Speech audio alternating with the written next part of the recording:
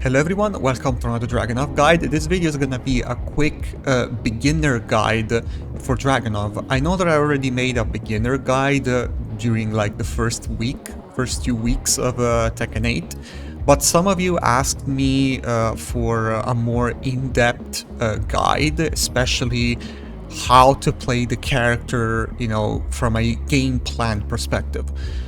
So let's jump immediately into the game. And let's start by explaining that Dragunov is a rushdown character. It means that Dragunov wants to be as close as possible to the opponent because of his powerful throw game, right? We want to be as close as possible to the opponent to apply these throws, right? Now, forget for a moment that he has this hatchet kick, right? Let's just forget about this for a moment. His main game plan revolves around this. And then, only when you are playing against someone that is good at breaking throws on reaction, that's when you start to use the hatchet kick. The hatchet kick is here for high level, but as long as you're not playing against someone that can break throws on reaction, you should use them. And you want to be close, because throws don't have a lot of reach, as you can see. They don't have a lot of reach, so you want to be as close as possible to the opponent. And of course, the designated attack to do that is running 2.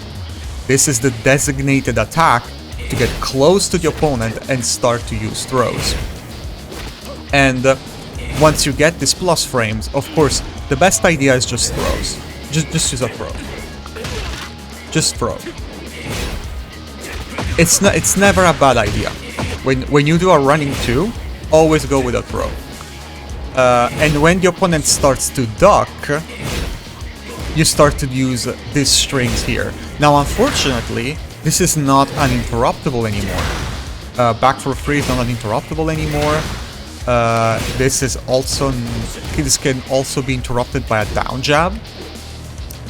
But if the opponent just ducks you, this still applies. You can still use these moves. But if the opponent starts to down jab, which is a strong option against Dragunov, your best option is down forward 1-4, because down forward 1 is uninterruptible after running 2.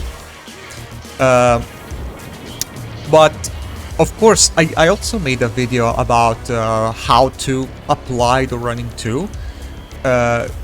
You want to be like at a certain range, like 3.0, 2.9. This is the appropriate range to apply running 2. You don't want to be too close to the opponent, but at the same time, you don't want to be too far away from him, because otherwise the running 2 will whiff. Running 2 has a lot of range, but not infinite range. So this means that you need to be close enough, but not too close, so that your opponent can start just press buttons. So you want to be at that appropriate range, which is 2.8, 2.9, 3.0. This is the appropriate range. And the whole game plan, Dragunov, really revolves around stalking the opponent.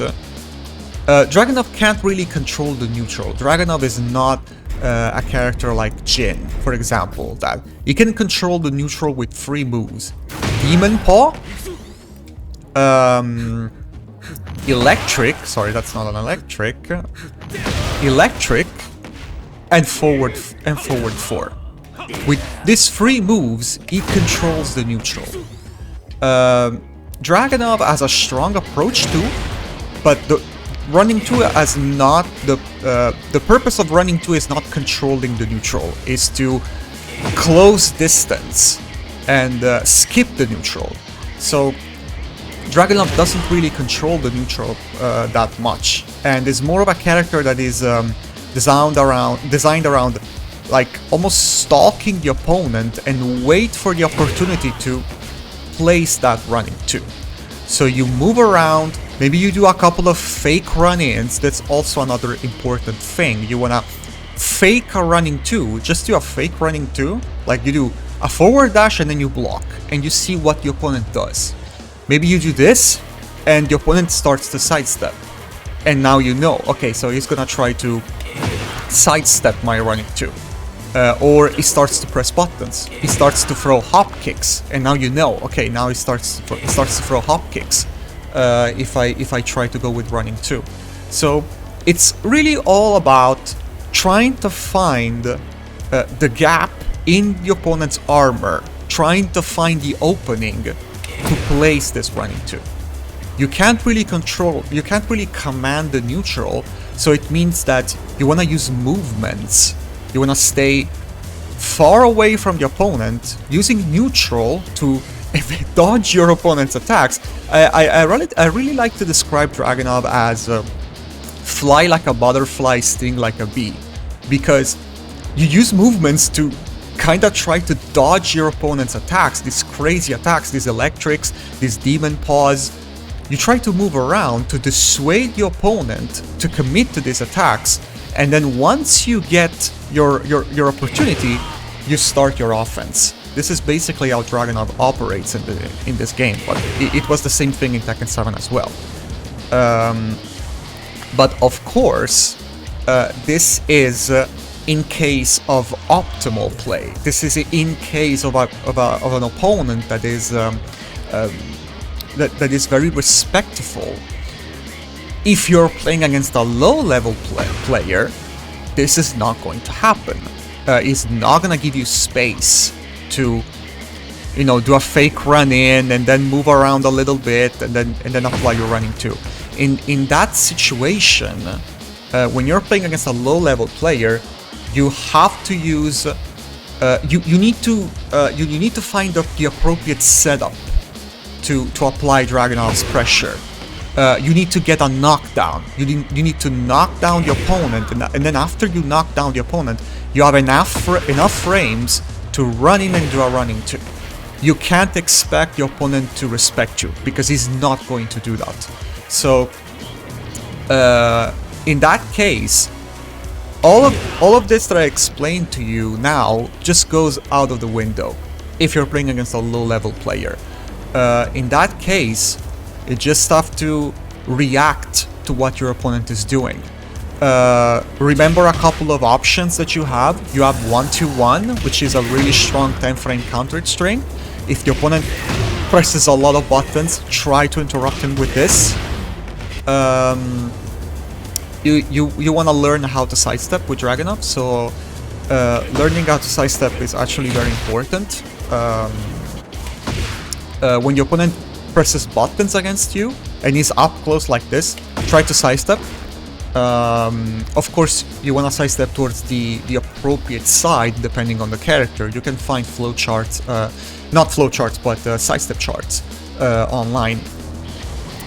So learning how to sidestep is very important.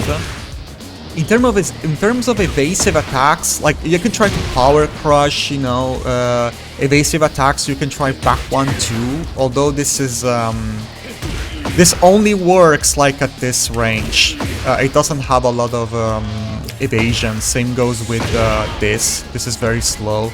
Stick mainly with 1-2-1, side steps into down for 2. Maybe a down 2, or this if you have enough frames, if you do it quickly enough. I actually like to use this move as a high crush, almost like Lee's down 3. But of course you need more frames than Lee's down 3 to apply this, but it's actually really good, and it has a good it has a cool counter hit effect. So, and only apply the running 2 and Dragunov's game plan once you get a knockdown, once you get something like this, and then you run in and you apply your running 2. Only when you know there is nothing this motherfucker can do to interrupt me. There is nothing he can do. I have too much frames here, and there is nothing. He can't throw hop kicks. He can't throw down for 2s, he can't interrupt me. Even something like, for example, this into this, CD4 into running 2, most low-level players will not respect you. They will not respect you. So don't expect to be able to apply this most of the times. Most of the times you want to do this and then a backdash, because most likely they're gonna press. and then you punish them with a CD2, CD1, whatever, with a launcher. So if the opponent is a low-level player, you have to create a situation where you can apply your game plan, your actual game plan, which is running 2 into throw. And like I explained, until you find someone that can actually break throws, stick with throws. Just don't use hatchet kick. Just use throws. They do much more damage. They deal 40 damage. I think up forward 1+2 does slightly more, right? Does 45? Yeah, 45. This only deals 23. And it's, especially now, it's super launch punishable. You know this. It's -31. I mean, throws are launch punishable as well, but you need to be more sharp to get that launch. And the risk reward is more in your favor because the damage is higher. And only when you find someone that can't break throws on reaction, sorry. Only when you find someone that can break throws on reaction, that's when you use hatchet kick. It has to be like a last resort. Something only that's like you wanna save this move for high level. That's basically what it is. Unless like there is some utility even when the opponent can't break throws. Like if you're in a range where the opponent where the throws will whiff like this, hatchet kick usually connects. You see, hatchet kick has more range than a regular throw. So you can kind of use it if you are like at this range. You feel that the throw will not connect, so you throw a hatchet kick. So you kind of use it to pressure the opponent from a certain range, which is like 2.0. I think 2.4. Yeah, even 2.4, 2.3. Because at this range, throws of course will not connect. Of course, another thing you can do is trying to cheese back the opponent. Dragunov doesn't really have a lot of cheesy strings, unfortunately. I think probably his strongest string that you can try to use in low level is back 4-2-1. Back 4-2-1, it's +1 on block, which means that 1-2-1 is uninterruptible. Most people will try to press buttons afterwards, so this is a strong flowchart. Honestly, it's a strong flowchart even in high level, or maybe not high level, but intermediate. It's a strong option. If they press a button, of course you know that... Oh, wait. Standing. If they press a button, of course you know that back for 3 is guaranteed. You can also cancel this into a sneak. You do back 4-2, and then you do sneak 4, or you can do sneak 2. And of course you can also cancel this string into an ultimate tackle, which is pretty good. You know, it gives you a three-way mix-up. So it stops the opponent from attacking. You know, you don't have to commit to a slow-ass running 2. Just do a 14 frames mid, safe on block, and then you add the ultimate tackle, and you get a three-way mix-up. Of course, the ultimate tackle can be interrupted, can be, you know, you can break ultimate tackle on reaction, but most low-level players can't do that. So this can be very effective against, you know, those kind of players. And of course, you know, this flowchart is also strong. Down 2 into full crouch 1-4. It's just good. I think you already know about this. The down 2 is an amazing low. In general, you know, it's a high crush. It's pretty fast, 18 frames. You do down 2, and then you do this. But this, most low-level players will respect you.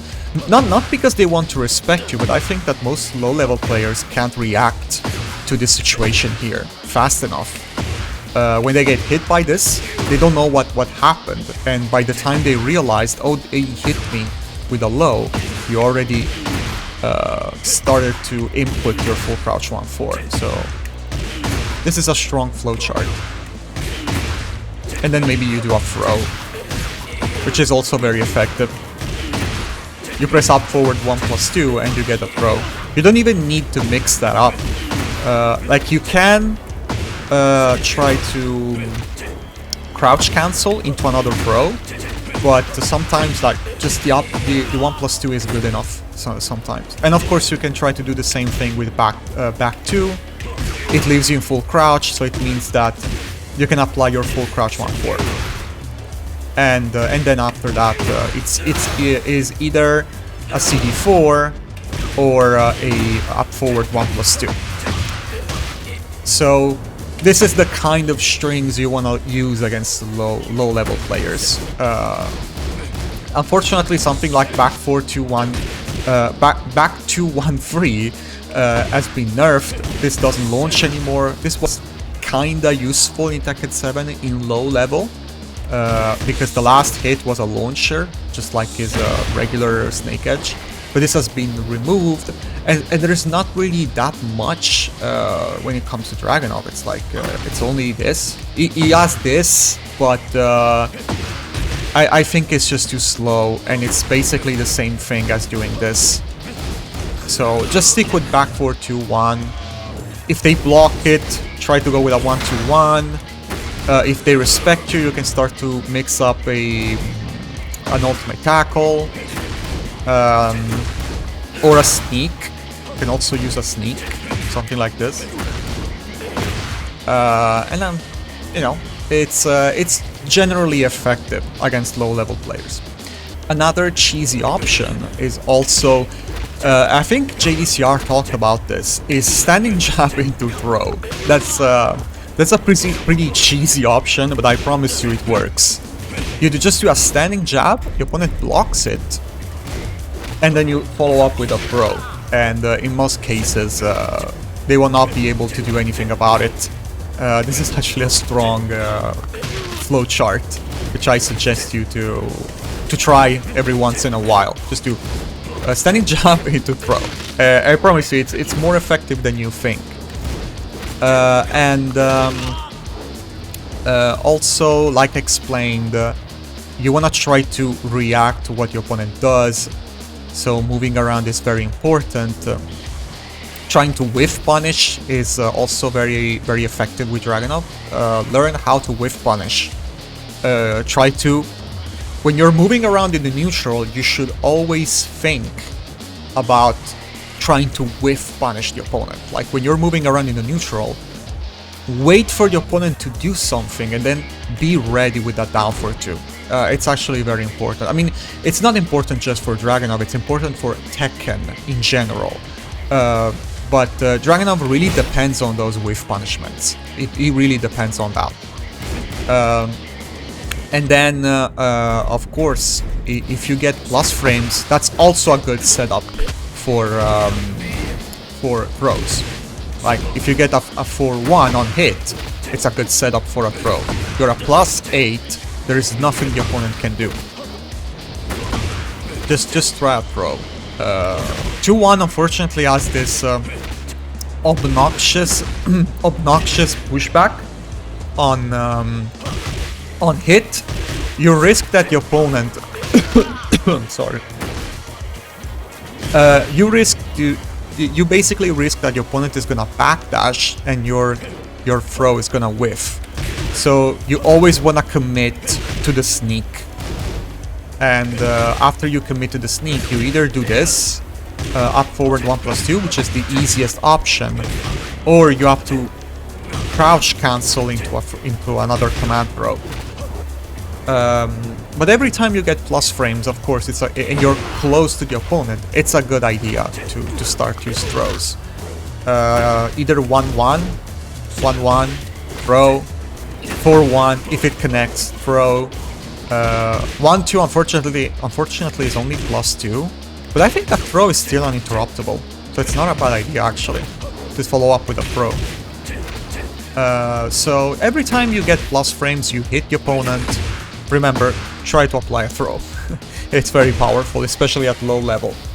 But anyway, that's all I wanted to say. So thank you so much for watching and take care.